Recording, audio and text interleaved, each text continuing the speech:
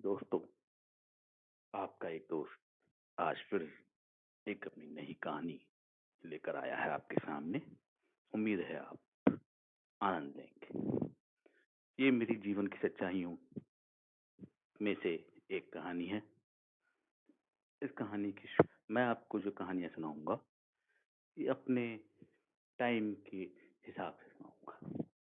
ये कहानी है उस समय की जब मैं तीसरी या चौथी क्लास में था। हम हर साल गर्मी की छुट्टियों में अपने गाँव, बिहार के छोटे से गाँव में जहाँ मेरा गाँव स्थित है, वहाँ जाता था।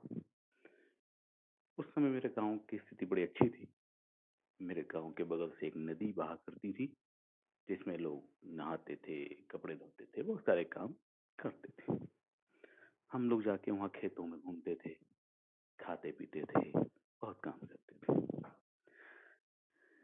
हुआ क्या, एक दिन सवेरे के टाइम मेरी मौसी अपने नदी पे नहाने जा रही थीं। उन्होंने मुझे बोला, "मनोज चलो, नदी पे नहाने चलें।" मैं कहा, "ठीक है जी, चलिए।"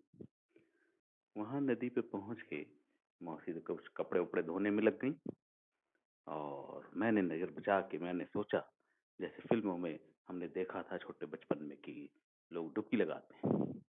मैंने भी ट्राई करने की सोची, ट्राई करता हूँ और डुबकी लगा दी।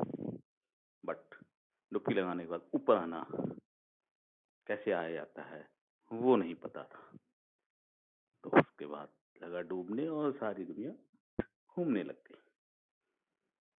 वो तो अचानक मौसी की नज़र पड़ी और उन्होंने मेरे बाल पकड़कर ऊपर खींच लिया।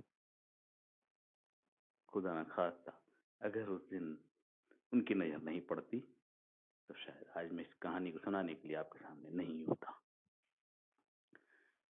केवल ये उनकी मेहरबानी थी, इसकी वजह से मैं उस दिन बच गया। उसके बाद तो घर में मुझे बहुत डाँट पड़ी, पिटाई भी लगी, जैसा हर घर में होता है। तो ये मेरी ज़िंदगी की एक सच्ची कहानी थी। मैं ऐसे और भी अपनी ज़िंदगी की सच्ची कहानियाँ आपको अलग-अलग पार्ट में सुनाऊँगा। उसका इंतज़ार करें। धन्यवाद।